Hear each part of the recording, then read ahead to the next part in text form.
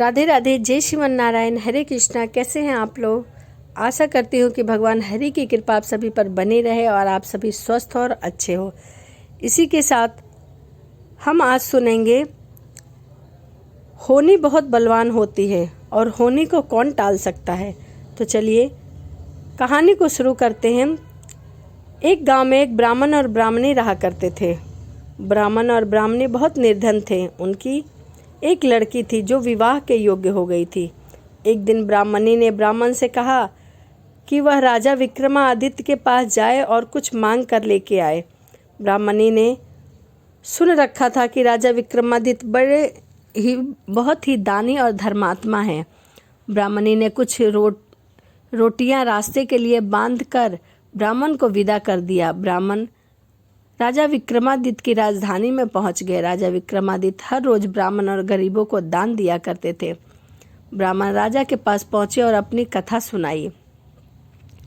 राजा ने उसे 2 खच्चर और 2 सोने की मोहरें दी। खच्चर यानी कि गधा।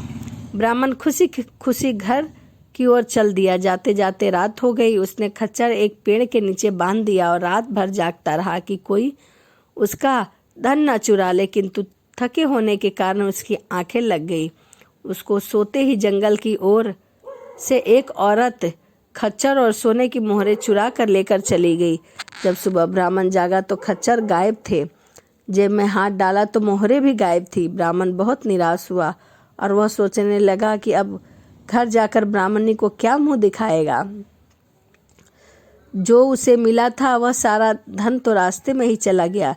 ब्राह्मणी के डर से वह पुनः राजा के पास गया और अपनी सारी कहानी कह सुनाई। किसी तरह उसका धन चोरी हो गया। राजा ने उसे इस बार 4 खच्चर और 4 सोने की मोहरें दान में दी। ब्राह्मण और भी प्रसन्न होकर मुद्रा को अपने जेब में रखकर घर की ओर चल दिया और फिर रास्ते में रात हो गई, किंतु उसने निश्चय किया कि वह रात भर जागता रहेगा। होनी तो होकर रहती है। उसे नींद आ गई। फिर औरत का रूप धरकर एक महिला आई और खच्चर और मोहरे को चुरा कर ले गई। जब ब्राह्मण सुबह जागा तो सारा धन लुट चुका था। अब ब्राह्मण सोच में पड़ गया कि घर क्या मुंह लेकर जाऊंगा। घर जाना भी ठीक नहीं था और राजा से मांगना भी नहीं था। आखिर हारकर वह फिर ब्राह्मण राजा के पास गया और फिर चोरी का सारा हाल सुनाया। राजा ने इस बार ब्राह्मण को 8 खच्चर 8 मोहरें दी। ब्राह्मण फिर घर की ओर चल दिया और राजा फिर भेष बदलकर उसके पीछे पीछे आ गए। ब्राह्मण ने इस बार सोच रखा था कि वह किसी भी कीमत पर घर पहुंच जाएगा, रात को रास्ते में नहीं रुकेगा, लेकिन जल्दी जल्दी चलने पर भी उसे रास्ते में ही रात हो गई। इस बार फिर उसने जागते रहने की कोशिश की, परंतु उसे फिर नींद आ गई। जैसे ही ब्राह्मण की आंख लगी तो होनी को कौन टाल सकता था।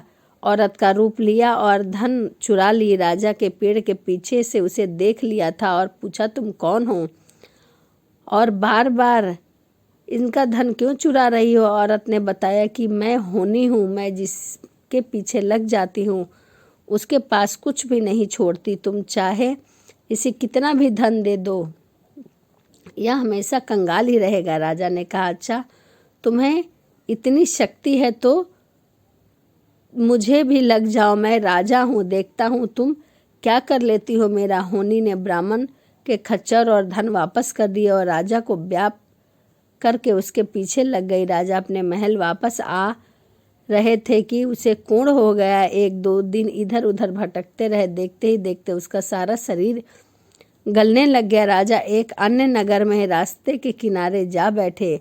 आते जाते लोग राजा को दूर से ही भीख फेंक कर दे दिया करते थे। एक बार तेली ने कोढ़ी पर थोड़ा सा तेल फेंका। जब वो बाजार से तेल बेचने गई तो उसका तेल बढ़ गया और उसकी अच्छी कमाई हुई। दूसरे दिन तेली ने और तेल कोढ़ी पर फेंका। पिछले दिन की तरह उससे भी ज़्यादा अधिक कमाई हुई।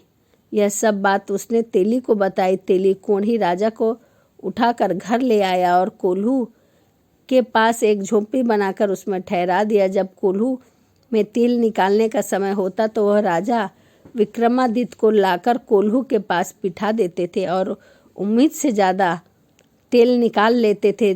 तेली के पास तेल ही तेल हो गया था। उन्हीं दिनों राज्य की राजकुमारी पद्मावती का स्वयंवर होने वाला था। राजकुमारी ने एक बार राजा विक्रमादित्य को देखा, तब से ही उसने निर्णय कर लिया कि मैं विवाह इसी पुरुष से करूंगी।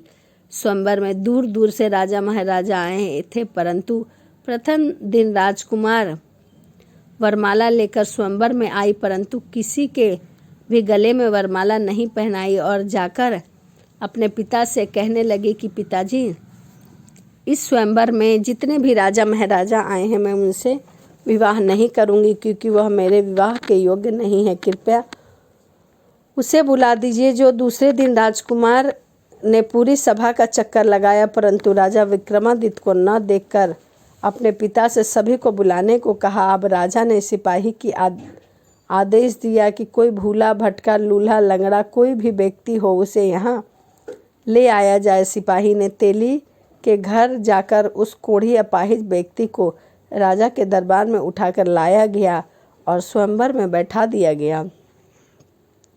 कुछ क्षण बाद रानी आई और सभा का चक्कर लगाया। अंत में राजकुमारी ने उस कोढ़ी व्यक्ति और अपाहिज जो एक कोने में बैठा हुआ था, जिसके हाथ पैर गले हुए थे परंतु उसके सिर के ऊपर बादल का एक छोटा सा टुकड़ा छाया रहा करता था, राजकुमार ने उस कोढ़ी के गले में वरमाला डाल दी और सभी हैरान रह गए।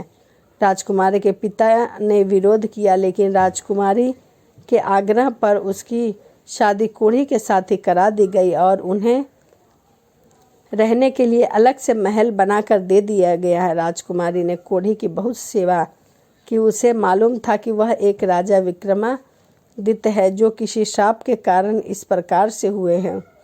लोगों में भी यह खबर बहुत ही तेजी से फैल गई। राजा के पास आने जाने लगे। राजा महल में धूमधाम से रहने लगे। उनका आदर सत्कार होने लगा। एक दिन वो अज्ञात औरत होनी, कर्म, धन और भाग्य आपस में लड़ते झगड़ते राजा के पास जा पहुँचे और चारों ने राजा से फैसला करने के लिए कहा कि हम चारों में सबसे बड़ा कौन है। कर्म बोला मैं बड़ा हूँ। धर्म बोला कि नहीं नहीं मैं बड़ा हूँ। भाग्य ने कहा नहीं मैं बड़ा हूँ और होनी बोला कि मैं बड़ी हूँ। राजा ने इन चारों में कहा न धर्म बड़ा है, न कर्म बड़ा है, न भाग्य बड़ा है, तो केवल होनी है, क्योंकि मैंने कर्म भी किया, धर्म भी करता हूँ और उसी के साथ मैं भाग्य को मानने वाला भी हूँ। किंतु जब मुझे होनी ने आकर घेर लिया तो तुम में से किसी ने भी मेरी रक्षा नहीं की, इसीलिए तुम बड़े नहीं हो सकते। मैं तो होनी से प्रभावित हूँ, इसके आगे मेरा कोई जोर नहीं चला, इसे ही बड़ा मानता हूँ। ऐसा कहकर राजा ने उन्हें प्रणाम किया। राजा विक्रमादित्य की बात सुनकर होनी ने उन्हें अपने श्राप से मुक्त कर दिया। राजा को कुष्ठ रोग ठीक हो गया। देखते ही देखते राजा और रानी बहुत प्रसन्न हुए। उनका राजपाट पुनः पहले जैसा हो गया। राजपाट उनका पहले जैसा मिल गया। तो यह राजा विक्रमादित्य और होनी की कहानी थी। होनी को कौन टाल सकता है, होनी से बड़ा दुनिया में कोई नहीं है। तो चलिए इसी के साथ वीडियो को समाप्त करते हैं और मिलते हैं अगली वीडियो में। यदि वीडियो आपको अच्छी लगी हो तो प्लीज़ चैनल को सब्सक्राइब, लाइक, कमेंट, शेयर ज़रूर करिएगा। तो चलिए मिलते हैं अगली वीडियो में। राधे राधे, जय श्रीमन नारायण, हरे कृष्णा।